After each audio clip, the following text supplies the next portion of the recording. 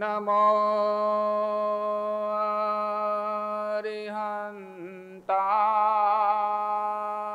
अरिहन्ताणां नमो सिद्धाणां नमो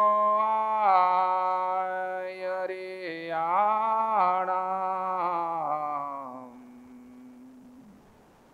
नमो ओवज्झायाणां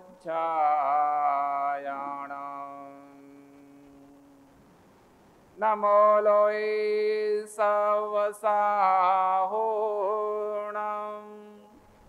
एसो पंच नमोकारो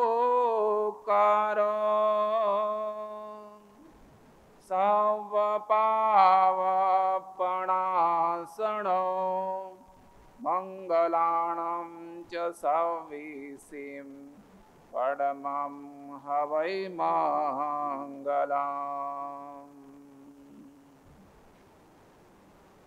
अरहन्तो भगवन्त इन्द्रमहिता सिद्धाश्च सिद्धिस्थिता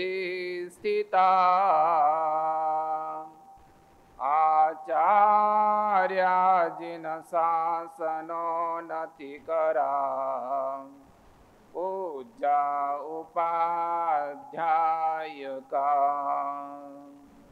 श्री सिद्धांत सुपाठका मुनिवरा रत्नत्रयाराधका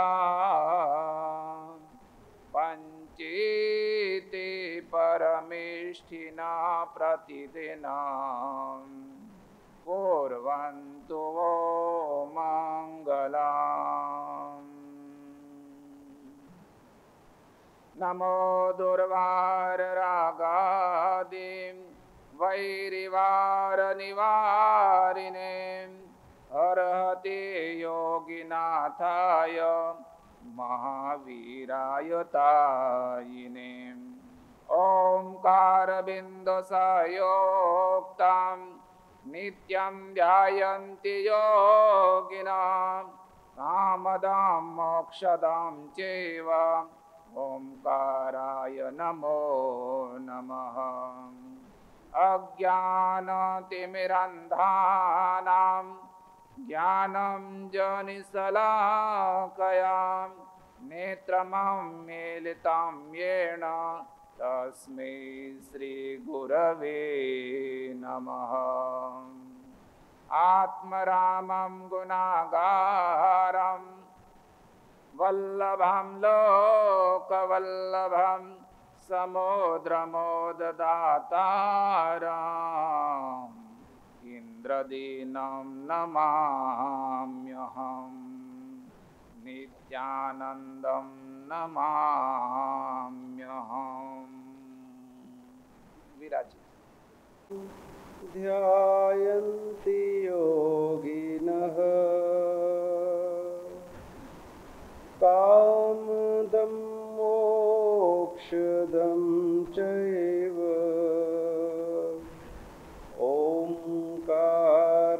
ओंकाराय नमो नमः आत्मारामं गुणागारं वल्लभं लोकवल्लभं समुद्रं मोददातारम्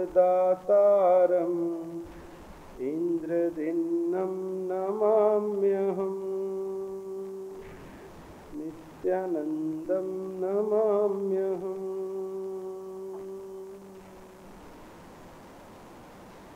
निरन्ध्रे भवकानने परिगलत्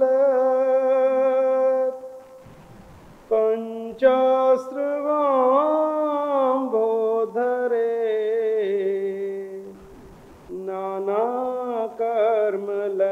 नानाकर्मलतावितान् गहने मोहान्धकारो धुरे भ्रान्तानामिह देव देहिनां हितकृते कारुण्य पुण्यात्मभिः तीर्थेश हि प्रथिता सुधारस किरो रम्या गिरः पान्तु वः रम्या गिरः पान्तु वः।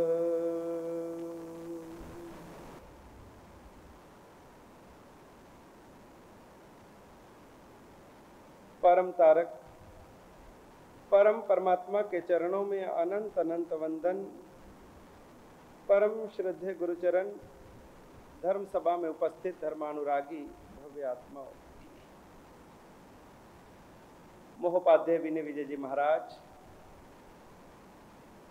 12 भावनाओं का वर्णन प्रारंभ करते हुए सबसे पहले हमें 12 भावनाओं के नाम से परिचित करवाया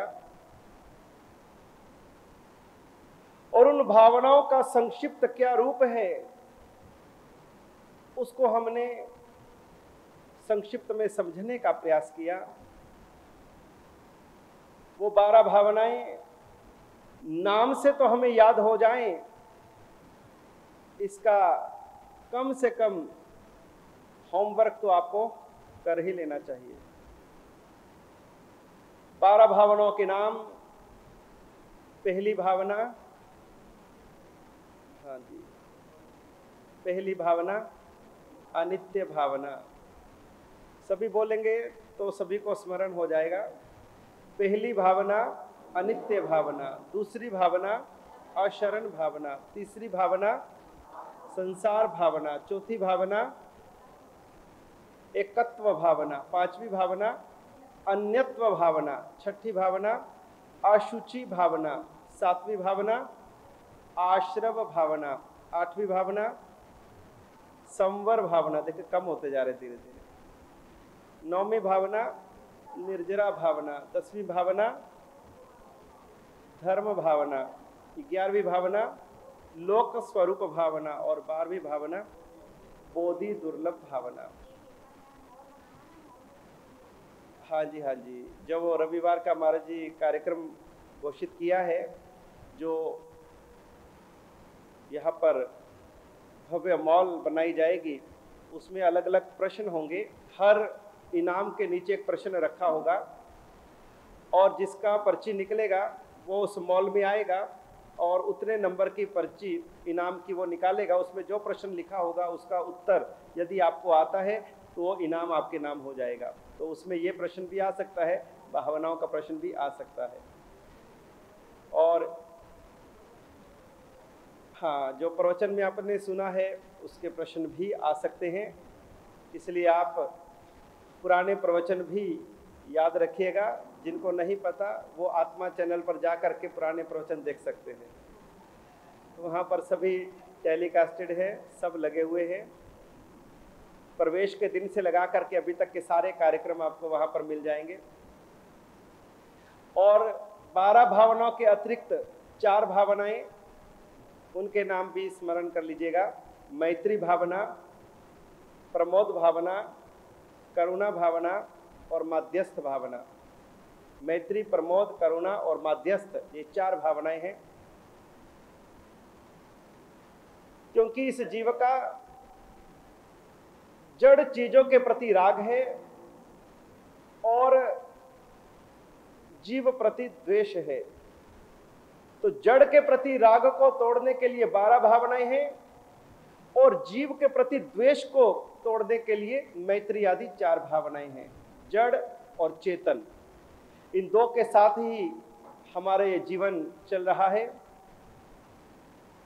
12 भावनाओं में हमने पहली भावना अनित्य भावना का प्रारंभ किया और उसमें अगली गाथा के अंदर महोपाध्याय जी महाराज फरमा रहे हैं,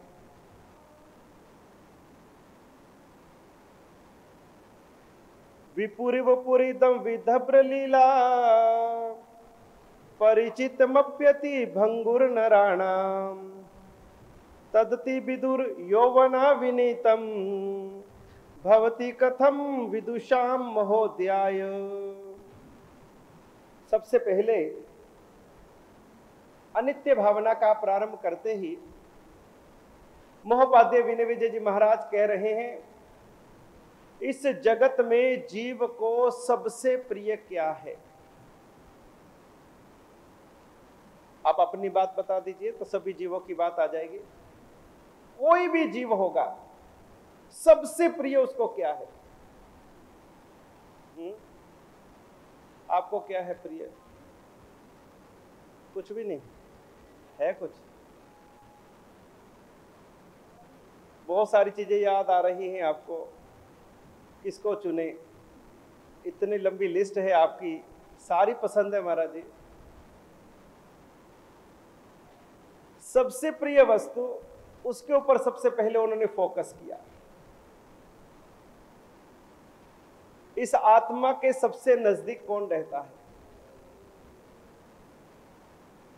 शरीर इस आत्मा के सबसे नजदीक है और बाकी सभी प्रकार के संबंध इस शरीर से जुड़ते हैं। पहले शरीर मिलता है, फिर बाकी सभी संबंधों का निर्माण होता है। और जो शरीर हमें मिला है, इस शरीर के ऊपर में हमारा इतना राग है, इतना मोह है, इतना अपनापन है, इतना ममत्व है कि इस शरीर की चिंता में ही हम सारी जिंदगी गुजार देते हैं। सबसे ज्यादा चिंता हम अपने शरीर की करते हैं, और उसमें भी बचपन में तो कुछ खास पता नहीं होता, अबोध होता है बालक, लेकिन जब थोड़ा युवान होता है, उस समय जवानी का नशा उसको शरीर के प्रति और ज्यादा राग पैदा कर देता है। जवानी की अकड़ उसको इतनी आ जाती है कि मेरे शरीर की सुंदरता के समान कोई नहीं, ये जो मुझे रूप मिला है, शरीर मिला है, शक्ति मिली है, बल मिला है, ये कायम रहने वाला है, ये कहीं जाने वाला नहीं है। और व्यक्ति अपने जवानी के नशे में, जवानी में अकड़ होकर के वो भूल जाता है कि जिसको तू कायम मान रहा है वो कभी कायम रहने वाला नहीं। इस जगत में कितने आए, कितने गए, अरे महारूपवान भी, रूप रूप के अंबार भी, वह भी इस दुनिया से विदा हो गए। उनके शरीर को भी रोगों ने खा लिया, उनका शरीर भी बुढ़ापे से ग्रस्त हो गया, बीमारियों से ग्रस्त हो गया, लेकिन फिर भी ये देह की आसक्ति जाती नहीं। हम जगत में इतना जो दौड़ धूप करते हैं, इतने पापड़ बेलते हैं, इतने पाप करते हैं, किसके पीछे? सारी दौड़ धूप किसके पीछे? केवल इस शरीर के कारण। इस शरीर को टिकाने के लिए, इस शरीर को संभाले रखने के लिए, इस शरीर के कारण जो हमने संसार खड़ा किया है, उस संसार को संभाले रखने के लिए हम पापड़ बेलते हैं, दिन रात एक करते हैं, खून पसीना बहाते हैं, क्योंकि शरीर के प्रति राग है। और जिसका शरीर के प्रति राग नहीं है, अनासक्त हो गया है, जो ये मान चुका है कि ये शरीर जो मुझे मिला है ये भी एक दिन जाने वाला है, ये भी बदलने वाला है, ये भी कायम रहने वाला नहीं है, ये तो बादलों की तरह बिखर जाने वाला है। शरद ऋतु में आकाश में कितने बादल आते हैं, और जैसे ही हवा का झोंका आता है और सारे बादल बिखर जाते हैं। इस चातुर्मास काल में ही हमने कई बार देखा कैसे कैसे काले काले बादल आते हैं, बादलों की टुकड़ियां आती हैं, आकर के निकल जाती हैं, कभी धूप, कभी छांव, कभी काले बादल, कभी एकदम नीला आकाश, कुछ भी कायम नहीं है। जैसे बादल बिखर जाते हैं, बादल नहीं टिके रहते, एक हवा का झोंका आता है सब बिखर जाता है, उसी तरह से ये शरीर भी जब आयुष्य का झोंका आएगा तब ये शरीर भी टिकने वाला नहीं। कल ही कहा था, बचपन में हम कैसे थे, कितने सुहावने थे, कितने भोले भद्रिक थे, गाल टमाटर के जैसे लाल थे, काला टिक्का लगा करके रखते थे, लोग गोद में उठा उठा करके घूमते थे। और वही बालक, वही बचपन जब आगे बढ़ा तो फिर कहां गया वो रूप, कहां गई वो तन की कोमलता। और जैसे ही जवानी को आगे पार किया और बुढ़ापे में प्रवेश किया तो हमारे शरीर की हालत क्या हो गई, मुंह कैसा हो गया, सिर कैसा हो गया, बाल कैसे हो गए, आंखें कैसे हो गई। आप अपने बचपन के फोटो को, जवानी की फोटो को और अभी के फोटो को, तीनों को साथ रख करके देखना, क्या थे क्या हो गए। कितना आपने रोकना चाहा लेकिन शरीर परिवर्तनशील है, पुद्गल परिवर्तनशील है, पुद्गल का स्वभाव ही है बदलना, और हम उसको टिकाए रखना चाहते हैं। और ज्ञानी यही कहते हैं कि ये कुछ भी टिके रहने वाला नहीं। सबसे पहले तो देह की जो ममता है, शरीर की जो आसक्ति है, तन के साथ में जो अपने एकत्व बांधा हुआ है, पहले से शरीर की अनित्यता को समझो। संसार में हर पदार्थ बदल रहा है, हर पदार्थ बदल रहा है, कुछ भी रहने वाला नहीं है। आज जहां पर भीड़ दिखाई देती है, कल वहां पर शमशान भी दिखाई देगा। आज जहां पर बधाइयां गूंज रही हैं, कल वहां पर शोक भी हो सकता है। आज खुशियों का माहौल है, कल उदासी भी हो सकती है। ये तो जीवन पल पल बदल रहा है, क्षण क्षण बदल रहा है। सीखने वाला चाहिए। आपको सांसारिक जीवन में कईयों की मृत्यु के अवसर पर जाने का मौका मिलता है। किसी के घर में मृत्यु हुई और आप उनके घर में गए, जिसके घर में मृत्यु हुई है उन लोगों को आप जाकर के क्या समझाते हो? वो रोना धोना कर रहे हैं, चीख रहे हैं, चिल्ला रहे हैं, छाती पीट रहे हैं, और आप जाकर के क्या समझाओगे? चुप कराओगे कि नहीं, कि बस मुंह देख के आ जाओगे? अब उसको गले लगाओगे, उसकी पीठ पे हाथ फिराओगे, उसको थोड़ा सा सांत्वना देने का प्रयास करोगे, चुप कराने का प्रयास करोगे, समझाने का प्रयास करोगे। और अपने घर में हो जाए तो फिर वो व्यक्ति जिसके घर में गया था, फिर वो आपको समझाने आएगा। आप उसको समझा रहे हो, वो आपको समझा रहे हैं, समझ कोई भी नहीं रहा, क्योंकि अनित्यता का बोध किसी को भी नहीं है। दूसरे को समझाना बड़ा आसान है, लेकिन परिस्थितियों में खुद समझ करके और समभाव में रहना बड़ा कठिन है। जिसने जगत की इस अनित्यता का दर्शन कर लिया, उसका मन हमेशा समभाव में रहेगा। शरीर के प्रति राग कैसा है? एक बार मुंबई में एक व्यापारी अपने कुछ नजदीकी मित्रों को आमंत्रण देता है कि आज सभी मेरे घर आओ, आज का दोपहर का भोजन आज मेरे यहां करो। मित्र के आमंत्रण पर सभी उसके साथी दोपहर को पहुंच गए। घर में भोजन तैयार था, सभी बैठ गए, थालियां तैयार हो गई, और जैसे ही मित्र मंडली भोजन करने लगी और जिसके घर में, व्यापारी के घर में मित्र आए थे, वो व्यापारी भी जैसे थाली उठाई और जैसे ही थाली उठा के खाने लगा कि इतने में फोन की घंटी बजी। उसने फोन उठाया, फोन उसके ऑफिस में से था, और सामने से मैनेजर ने कहा कि सर, इस समय दुकान पर बहुत बड़ी पार्टी आई है, 60-70 लाख का प्रॉफिट हो जाए, इतना ऑर्डर अपने को मिलने वाला है। और आप यदि इस समय यहां पर ऑफिस में आ जाओ तो यह सौदा तय हो जाएगा। और उसी समय वो व्यापारी क्या करेगा? दोस्तों के साथ बैठा रहेगा या ऑफिस जाएगा? क्या करेगा भाई? ऑफिस। उसने दोस्तों से कहा कि अरे आप लोग भोजन शुरू कीजिए, मुझे कुछ जरूरी काम आ गया है, 10 मिनट बस, अभी ऑफिस गया, अभी आया, आप लोग भोजन शुरू कीजिए। और वो दोस्तों को बिठा करके रवाना।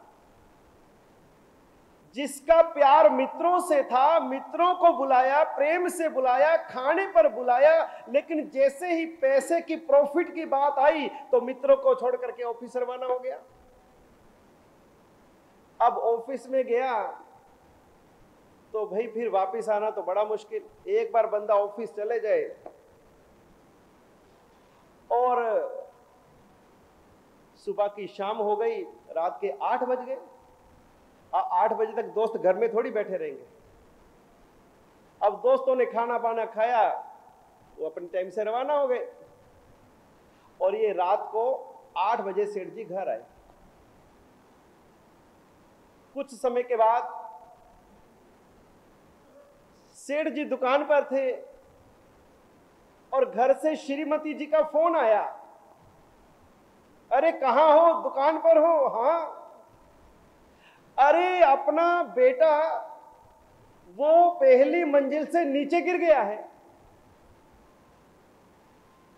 और उस समय सेठ जी अपने ऑफिस में पार्टियों के साथ में पैसे का लेन देन कर रहे थे। घर से समाचार आए कि बेटा ऊपर से नीचे गिर गया है, खूनो खून हो गया है, हॉस्पिटल लेकर के जाना है, डॉक्टर के लेकर के जाना है। और अब वो सेठ जी वो अपने ऑफिस पर लेन देन का काम करेंगे या घर भागेंगे? पैसे का काम है, जिस पैसे के लिए दोस्तों को छोड़ करके ऑफिस में आए थे, और अब उसी पैसे को छोड़ करके और पुत्र के लिए घर भाग रहे हैं। उनको कहा कि भैया ये बाद में हिसाब निपटा लेंगे, अभी तो मुझे जाना पड़ेगा, बेटा गिर गया है, हॉस्पिटल ले जाना है। और उसी समय बीच में ही सारा हिसाब छोड़ करके सेठ जी भागे घर। बेटे को संभाला, हॉस्पिटल लेकर के गए, इलाज कराया। 1-2 साल बीते, पत्नी गर्भवती हुई, गर्भकाल पूरा हुआ, स्थिति थोड़ी क्रिटिकल थी, नॉर्मल डिलीवरी नहीं हो सकती थी और एडमिट कराया। हॉस्पिटल में एडमिट होने के बाद में डॉक्टरों ने कहा कि सेठ जी स्थिति इतनी डेंजरस है, हम लाख कोशिश करेंगे लेकिन 2 में से 1 को बचा पाएंगे। या तो आपकी पत्नी बचेगी या आपका बेटा बचेगा। अब चुनाव आपको करना है, आपको पत्नी चाहिए या बेटा चाहिए। अब किसका चुनाव करोगे? किसका? पत्नी का चुनाव करेंगे। बेटा तो अभी देखा नहीं है, अभी तो गर्भ में है, अभी तो उसका मोह भी इतना नहीं जगा, होता तो मोह जगता। लेकिन जिसके साथ में जीवन चल रहा है अभी उसके प्रति मोह है। इसलिए क्या कर दिया कि डॉक्टर साहब पत्नी को बता लीजिए, पत्नी बच जाएगी तो जीवन की गाड़ी और आगे चल पड़ेगी। आपने पत्नी को बचाने का ऑर्डर कर दिया और डॉक्टर ने पत्नी को बचा लिया, बेटा जी गए। जिस पत्नी के ऊपर इतना प्यार था, उस समय बीता, जिस बिल्डिंग में घर था, और सेठ जी घर में बिल्डिंग में घुसे, अभी तो अपने फ्लैट पर पहुंचे भी नहीं हैं और उससे पहले शोर आने लगा कि अरे बिल्डिंग में आग लग चुकी है, फ्लैटों में आग पहुंच चुकी है, घर घर में आग लग चुकी है, सब भागो भागो भागो। और पत्नी जी फ्लैट के अंदर है, सेठ जी अभी सीढ़ियों में हैं, अब सेठ जी घर जाके पत्नी को बचाएंगे कि खुद भागेंगे? क्यों भाई? अरे पत्नी इतनी प्रिय थी, उसको मरने से बचाया, लेकिन वहां पर सेठ जी पत्नी को छोड़ करके भी खुद बाहर भागेंगे। क्योंकि सबसे ज्यादा क्या प्रिय है? अपनी जान प्रिय है।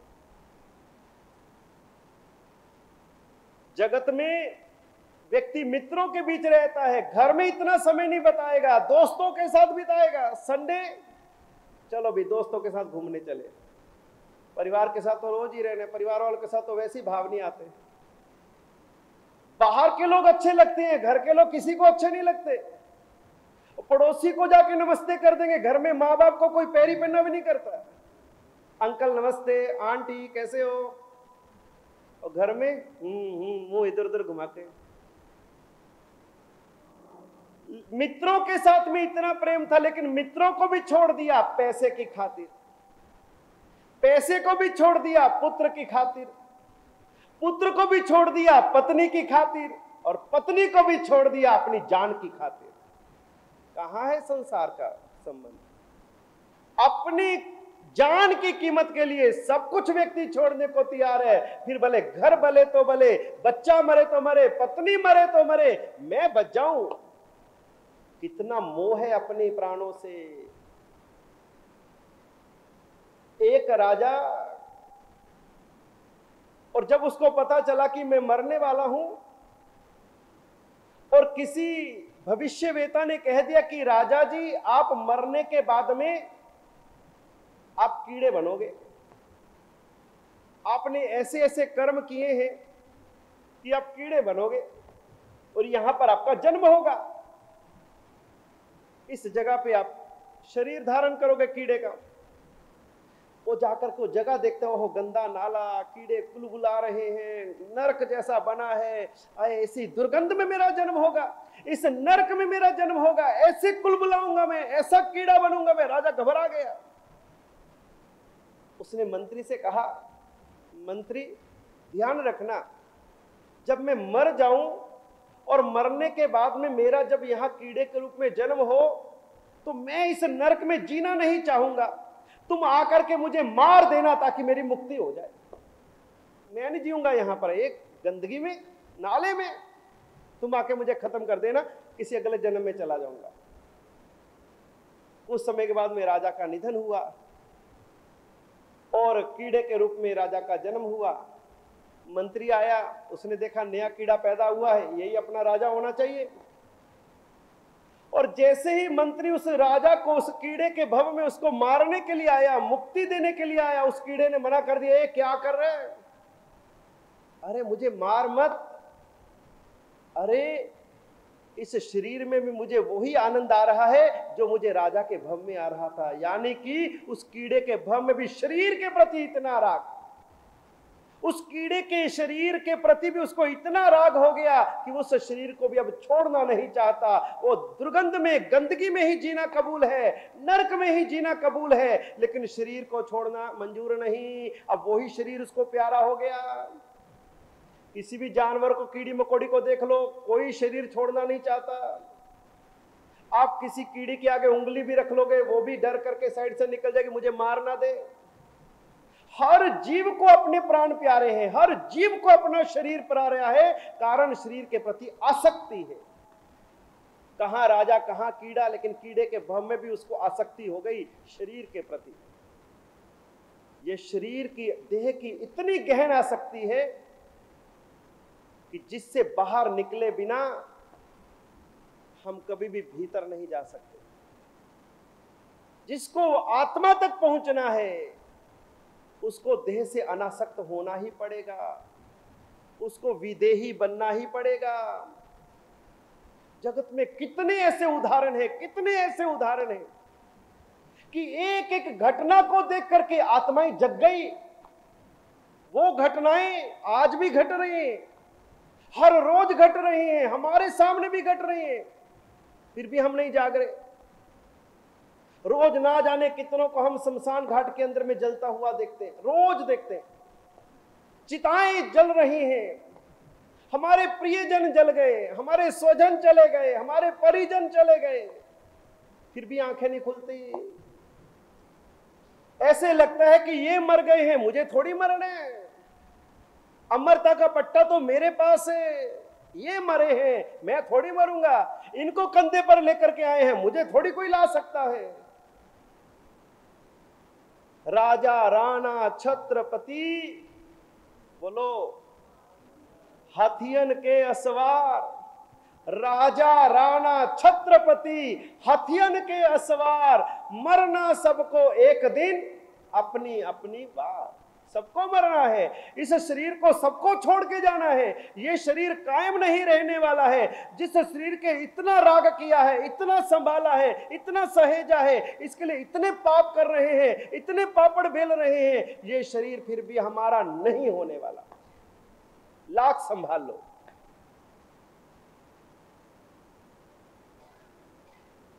पिछले साल की बात है,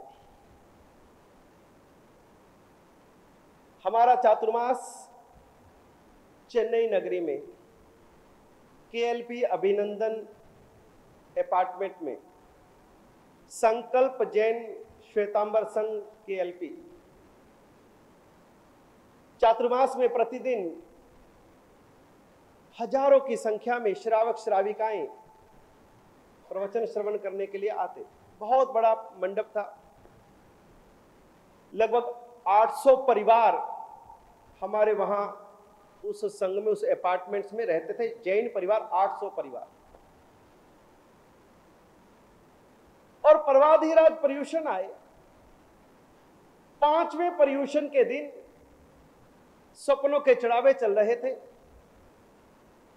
पालना जी का चढ़ावा बहुत भव्यता से जिस भाग्यशाली ने लिया, श्री ऋखभ जी सालेचा, उन्होंने पालना जी का चढ़ावा लिया।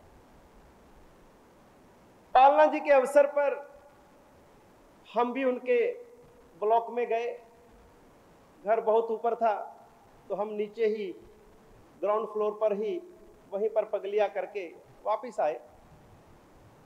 सकल संघ उनके निवास पर गया, बड़ी खुशियां मनाई। पालना जी घर पधारे हैं, गुरुदेव के सानिध्य में ये लाभ मिला है, उत्तम लाभ मिला है। और पालना का लाभ मिलते पूरे चेन्नई के अंदर में परिवार का नाम कि सालेचा परिवार में केएलपी के अंदर में जो पालना जी हैं उनके घर आए हैं। पर्वाधिराज पर्यूषण पूरे हुए, पंचमी को पारना हुआ और अष्टमी से वापिस प्रवचन की धारा प्रारंभ हुई। और अष्टमी से प्रवचन प्रारंभ होने के साथ ही अष्टानी का, एकादशानी का महामहोत्सव परमात्मा भक्ति का वो प्रारंभ हो गया। हम लोग कार्यक्रम में प्रवचन में गए, प्रवचन पूरा हुआ। मैं जैसे ही मंडप से बाहर निकला, गुरुदेव अभी पीछे ही थे, और मैं जैसे बाहर निकला तो वो ऋखभ जी सालेचा वो भी मंडप में मेरे साथ बाहर निकले और मेरे साथ में हो गए। उन्होंने कहा महाराज सिर्फ 2 मिनट मेरी बात सुन लीजिए। मैंने कहा फरमाओ। तो मैं साथ में चलता रहा, क्योंकि हमारे उपाश्रय से मंडप की दूरी लगभग 100-200 कदम की थी। तो मैं वहां से मंडप में चलता रहा, वो मेरे साथ में चलते चलते बात करते रहे। महाराज से मंदिर जी के अंदर में जो मूल नायक भगवान विराजमान है, उनके पास में एक अष्टमंगल की पाटली, एक सिद्ध चक्र जी कायम रहना चाहिए। लोग नीचे ले जाते हैं, वहां पर त्रिगड़े के पास ले जाते हैं, तो ऊपर आप ऐसी व्यवस्था ट्रस्टियों को कह के करवा दीजिए कि वहां पर एक भगवान धातु के और सिद्ध चक्र जी अष्टमंगल रहना ही चाहिए। ये मुझे वो रास्ते में बात कर रहे थे। मैंने कहा ठीक है बाबूजी, ट्रस्टियों को हम आपकी सूचना दे देंगे कि ऊपर भगवान के पास में ये रहने चाहिए, या एक सेट और मंगा लीजिए, या नीचे मत ले जाने दीजिए, ऊपर ही रखें, जो भी होगा कह देंगे। इस तरह से चलते चलते चलते बात करते करते मैं अपने उपाश्रय की सीढ़ियों में पहुंचा। वो मेरे साथ ही थे। मैंने सीढ़ी के ऊपर में पहला कदम रखा और पीछे से मुझे आवाज आई। देखा तो वो नीचे गिर चुके थे, सिर के बाहर पीछे गिर गए थे। तो मैं देखा एकदम से क्या हो गया। वहीं वॉचमैन था वो आया, एक दो जने और थे वो आए, उनको हाथ पैर घिसे किए, लेकिन मेरे साथ जो भी एक क्षण पहले बात कर रहे थे, मेरे साथ बात करते मैंने पैर रखा सीढ़ी पे और वो उसी समय उनका काल धर्म हो गया। मेरी आंखों के सामने की घटना, एक क्षण भी नहीं लगा। जो बिल्कुल स्वस्थ थे, मेरे साथ चल रहे थे, जिंदगी में पहली बार किसी की मृत्यु को इतनी नजदीक से मैंने देखा, इतनी नजदीक से कि अरे अभी चले और अभी पल भर की खबर नहीं। सामान 100 बरस का और पल की खबर नहीं। इतनी बड़ी घटना मेरी आंखों के सामने घट गई। क्या जीवन का भरोसा। एक क्षण में आयुष्य पूर्ण हो गया और देह ढल पड़ी और आत्माराम निकल गया। ये जीवन की अनित्यता, ये शरीर की अनित्यता, ये कायम का घर नहीं है, मुसाफिर खाना है, इसको छोड़ के जाना है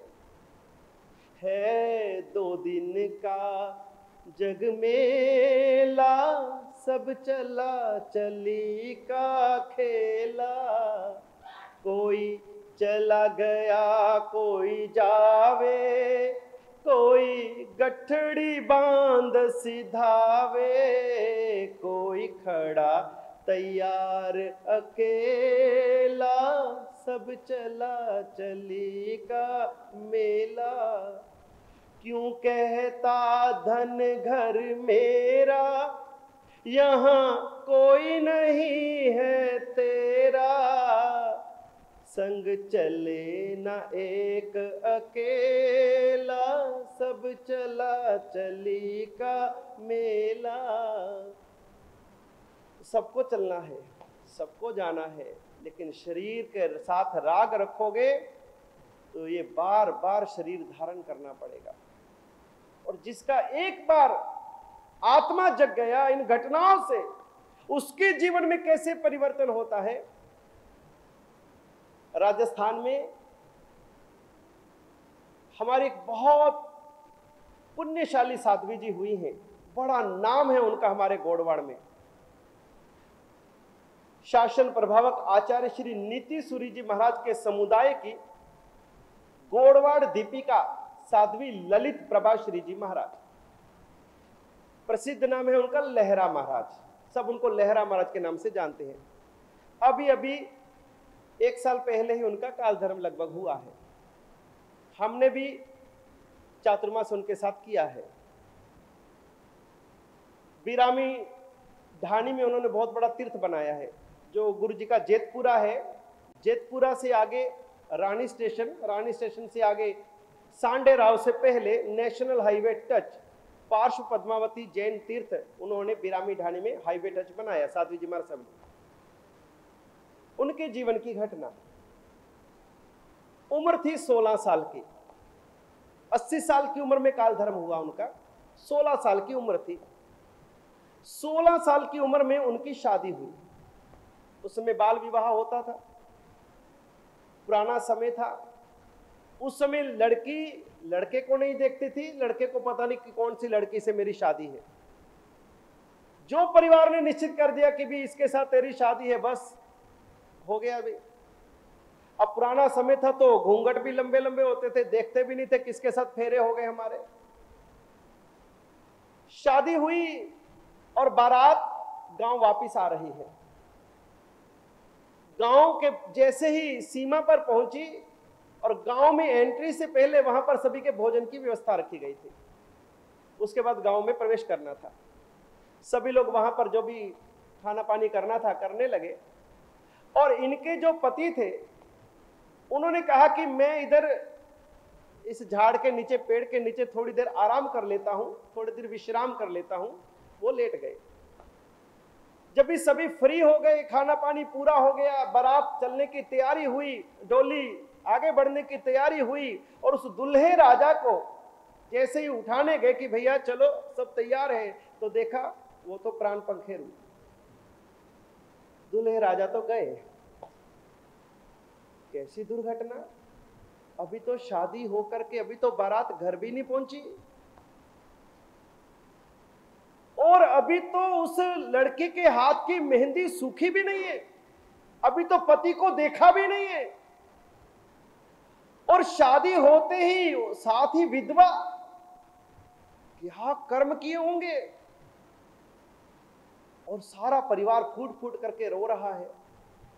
और ऐसी घटना उस कन्या के मन पर क्या बीती होगी। आप थोड़ी कल्पना करो कि जिसका पति घर पहुंचने से पहले ही विदा हो गया, जुदा हो गया, अभी तो सिंदूर मांग में है, हाथ मेहंदी से गीले हैं, पति को देखा नहीं है, और वो विधवा हो जाए, उस लड़की के बारे में कल्पना तो करो। वज्राघात हुआ, वज्राघात। और परिवार वाले कहते हैं कि बेटी कोई बात नहीं, तेरे लिए दूसरा वर खोजेंगे, दूसरी जगह शादी करेंगे। उस समय वो लड़की कहती है कि अरे पिताजी, क्या गारंटी है कि दूसरा पति भी मेरा कभी जाएगा नहीं। आप मुझे गारंटी दो, जिसके साथ में आप मेरे संबंध करोगे वो कभी मुझे छोड़ के नहीं जाएगा, कभी वो मेरे से जुदा नहीं होगा। कहते ये गारंटी कैसे दे सकते हैं, जगत तो अनित्य है, सभी संबंध टूटने वाले हैं, सभी संयोग वियोग में बदलने वाले हैं। किसने सोचा था कि तेरा पति इतनी जल्दी मर जाएगा, तू विधवा हो जाएगी, किसी ने नहीं सोचा था। तो पिताजी अब मैंने ठान लिया है, संसार के संबंध इतने अनित्य हैं, जीवन का कोई भरोसा नहीं है, इसलिए अब मैं शादी नहीं करूंगी, अब तो मैं दीक्षा लूंगी, अब तो आत्मा का काम करूंगी। और उसी समय उन्होंने मन में दृढ़ संकल्प कर लिया कि अब मुझे दीक्षा लेनी है, और उन्होंने दीक्षा ग्रहण करी। और दीक्षा ग्रहण करके ऐसी साध्वी जीवन का उन्होंने पालन किया। 135 उनकी शिष्याएं हैं, 135 के करीब उनकी वर्तमान में शिष्या प्रशिष्या परिवार है, लहरा महाराज का परिवार। इतना बड़ा परिवार, इतना समृद्ध परिवार उनका बना। तो जीवन के उस घटना से किस तरह से उन्होंने अपने जीवन की धारा को मोड़ लिया। घटनाएं तो हमारे जीवन में भी घटती हैं, रोज हम लोगों को मरते हुए देखते हैं, रोज चिताओं को जलते हुए देखते हैं, रोज स्वजनों को जाते हुए रोते हुए देखते हैं। किसकी आत्मा जगी? राम नाम सत्य है दूसरों के लिए। एक बार शमशान यात्रा जा रही थी और लोग पीछे बोल रहे थे राम नाम सत्य है, राम नाम सत्य है, राम नाम सत्य है। बाहर से कोई अंदर ना आ जाए, क्या हो गया कि अंदर से इतनी आवाजें आ रही है, सब भला तो है, इसलिए धीरे बोलूंगी। और जब वो मुर्दे को लेके जा रहे थे तो किसी ने कहा कि भाई जिसके लिए तुम बोल रहे हो राम नाम सत्य है, वो तो मर चुका, अब तो वो कोई सुनने वाला नहीं है, उसको क्या सुना रहे हो, वो तो मर गया, उसका तो राम नाम सत्य हो गया। तो उन्होंने कहा कि भाई ये उसको नहीं सुना रहे, जो उठा के ले जा रहे हैं ना, ये उनको सुना रहे हैं। वो क्या सुनेगा? जो जाग रहे, तुम जागो, तुम सुनो, एक दिन हम भी ऐसे चले जाएंगे। और तब तुम बोलोगे कि अरे शरीर, अरे काया, मैंने तेरे लिए इतना किया, अब चल मेरे साथ, अब मुझे तू साथ क्यों छोड़ रही है? आनंदगंज जी महाराज ने कहा, अब चलो संग हमारे रिकाया, अब चलो संग हमारे। अंतिम समय में आप शरीर को बोलोगे मेरे साथ चलो, चलेगी? अब चलो संग हमारे रिकाया, अब चलो संग हमारे। तो कारण में जीव संहारे। हमने इतनी हिंसा किसके लिए की? इस शरीर के लिए की। झूठ किसके लिए बोले? इस शरीर के कारण बोले। ये चोरियां किसके लिए करी? ये पाप किसके लिए किए? ये इतना परिग्रह किसके लिए इकट्ठा किया? इस शरीर के लिए किया। तो यह कारण में जीव संहारे, बोले झूठ अपारे, रिकाया अब चलो संग हमारे। अब चलो संग हमारे रिकाया, अब चलो संग हमारे। फिर भी ये चलने वाली नहीं है, और हम फिर भी इस शरीर को कितना नहलाते हैं, धुलाते हैं, धनाधन पानी की बाल्टियों की बाल्टियां। इस शरीर को इतना हम संभालते हैं, तो फिर भी ज्ञानी भगवत क्या कहते हैं, क्या तन मांझता रे एक दिन मिट्टी में मिल जाना, मिट्टी में मिल जाना बंदे, खाक में खप जाना। क्या तन मांझता रे एक दिन मिट्टी में मिल जाना। और पंजाबी में एक गीत अपने गाते हैं, वाह मिट्टी दया बुता हो तेरे कम अवल्ले, कदी मिट्टी दे उत्ते कदे मिट्टी दे थल्ले। वाह मिट्टी दया बुता हो तेरे कम अवल्ले, कदी मिट्टी दे उत्ते कदी मिट्टी दे थल्ले। किस कुम्हार ने कड़िया तेनू किने बनाया, केड़ी मिट्टी नाल हो तेरा बुत बनाया। सानू भी तां भेद पता कुछ तेरा चले, कदी मिट्टी दे उत्ते कदे मिट्टी दे थल्ले। मैं मिट्टी दा बेटा मिट्टी दा जम्मिया जाया, इस लई मैनू मां मिट्टी ने गल नाल लाया। आया भी सा कल्ले, आया भी सा कल्ले, ते इथों जाना कल्ले। कदी मिट्टी दे उत्ते कदे मिट्टी दे थल्ले। वाह मिट्टी दे बुता हो तेरे कम अवल्ले, कदी मिट्टी दे उत्ते कदे मिट्टी दे थल्ले। तो ये हमारे जीवन की कहानी है, इस शरीर की कहानी है। महाराज रामचंद्र जी के जीवन में, उनके वंश में एक राजा हुए हैं, राजा कीर्तिधर। और एक बार वो अपने महल के झरोखे में बैठे थे और आकाश को देख रहे थे।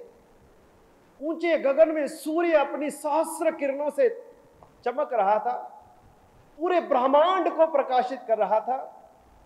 और उसी समय ग्रहण लगा, और जैसे ही ग्रहण लगा, उस ग्रहण के दृश्य को राजा कीर्तिधर ने देखा कि अरे ये सूर्य इतना तेजस्वी है, इतना प्रकाशमान है, और उस तेजस्वी सूर्य को भी इस राहु ने ग्रस लिया, उसकी तेजस्विता को नष्ट कर दिया।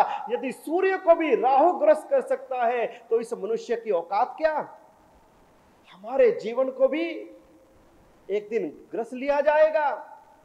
मृत्यु का यमदूत आकर के एक दिन हमें ग्रस करके ले जाएगा। इससे पहले कि मैं ग्रसा जाऊं, मौत के मुंह में चला जाऊं, क्यों ना मैं जग जाऊं। और उस दृश्य को देख करके, ग्रहण के दृश्य को देख करके राजा कीर्तिधर की आत्मा जग गई, और वहीं से महलों से निकल करके वो सन्यासी हो गई। हनुमान जी के जीवन की घटना। हनुमान जी एक दिन संध्या के समय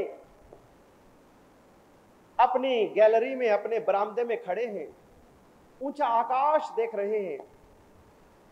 संध्या का समय था और सूर्य अस्ताचल की ओर बढ़ रहा था। जैसे सूर्य अस्ताचल की ओर बढ़ा, उस दृश्य को हनुमान जी ने देखा। अरे पूरे दिन भर सारे ब्रह्मांड को उजाला देने वाले ये सूर्य अब अपनी सारी किरणों को समेट करके डूबने जा रहा है, अस्ताचल में जा रहा है। क्या मेरा जीवन भी ऐसे अस्त हो जाएगा? क्या एक दिन मेरा जीवन रूपी सूर्य भी इस तरह से डूब जाएगा? इससे पहले कि मेरा जीवन समाप्त हो, अस्त हो, उससे पहले आत्मा को जगा लूं। और हनुमान जी की आत्मा जग गई और वहीं से उन्होंने संन्यास को धारण किया। जैन रामायण के ये दोनों प्रसंग हैं। हनुमान जी ने संयम को स्वीकार किया, दीक्षा को अंगीकार किया, उच्च संयम का पालन किया। ऐसे एक नहीं अनेक उदाहरण इस जगत में मिलेंगे। एक एक घटना से आत्मा जग गई। एक रानी अपने राजा के बालों में कंघी कर रही है, बालों में कंघी कर रही है, और बालों में कंघी करते करते उसने बोला, अरे राजन, अनर्थ हो गया। अरे क्या हुआ रानी? अरे दूत आ गया, दूत आ गया। हाँ महाराज, यमदूत आ गया।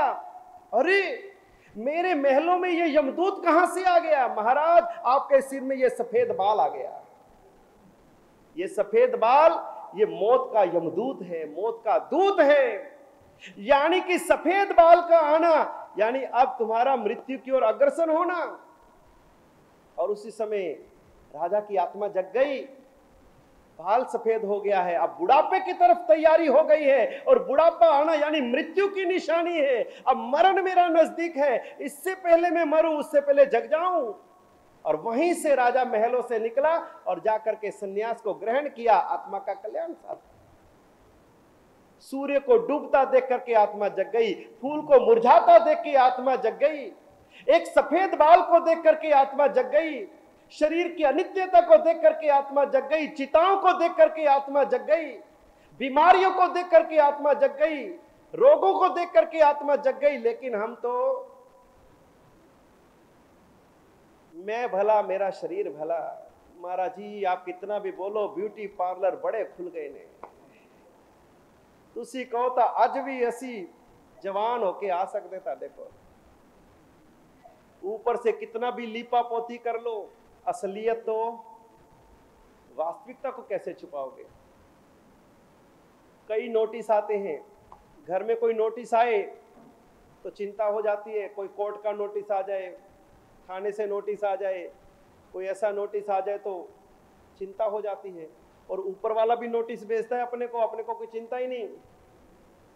पहला नोटिस आता है, बालों में सफेदी आती है, नोटिस आ गया, हमने देखा नोटिस आया है, इस नोटिस को भैया इधर उधर करो, चलो मेहंदी लेके आओ। हमने उस नोटिस को छुपाने के लिए बाल काले किए। फिर दूसरा नोटिस आता है, आंखों की रोशनी कम होने लगती है और उसको छुपाने के लिए चश्मे लगा लिए, फिर आंखें ठीक कर ली। तीसरा नोटिस आता है, कानों से सुनना कम हो जाता है। अरे बहू सुन नहीं रहा मेरे को, अरे मम्मी मशीन लाके देती हूं, और कान की मशीन मंगा ली, कान ठीक हो गई। चौथा नोटिस आता है, दांत गिरने शुरू हो जाते हैं, लेकिन नया जबड़ा बना करके वो भी लगवा लेते हैं। हर चीज का इलाज है। शरीर खराब हो गया तो प्लास्टिक सर्जरी करा लेंगे, कोई बीमारी आ गई तो यहां से बॉम्बे भागेंगे, बॉम्बे इलाज नहीं हुआ तो अमेरिका भागेंगे कि बस शरीर टिकना चाहिए, कुछ भी करा लो, कुछ भी करा लो, शरीर रहना चाहिए। और लाख आप प्रयास कर लो, लेकिन उसके पंजे से तो कभी छूट नहीं पाओगे। तो शरीर हमारा है नहीं, होने वाला नहीं, हो सकता नहीं। इस शरीर का कोई भरोसा नहीं, कब किस क्षण हमारा साथ छोड़ दे, कैसा इस शरीर के अंदर में रोग पैदा हो जाए, क्या क्या ये शरीर हमें दिखा दे।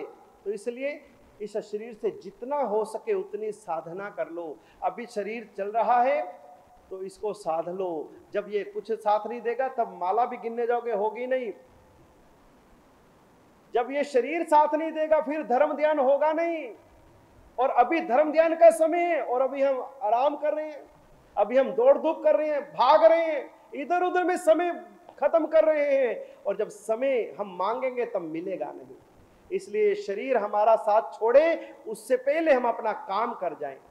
ज्ञानी भगवंत कहते हैं शरीर से काम करना कैसे? आकाश में बिजली चमकती है, कितनी देर के लिए चमकती है? कितनी देर के लिए? बस यही जीवन है। बिजली का लिश्कारा रे, जैसे आसमान में बिजली चमकती है, बिजली का लिशकारा रे और धागे का पिरोना रे। आपके हाथ में सुई है और आपको धागा पिरोना है, और घोर अंधेरी रात है, भयंकर अंधेरी रात है, आप सुई धागा लेके बैठे हो, और उस समय आकाश में से जैसे ही बिजली चमकी और इतनी देर में आपको धागा पिरो के अपना काम कर लेना है।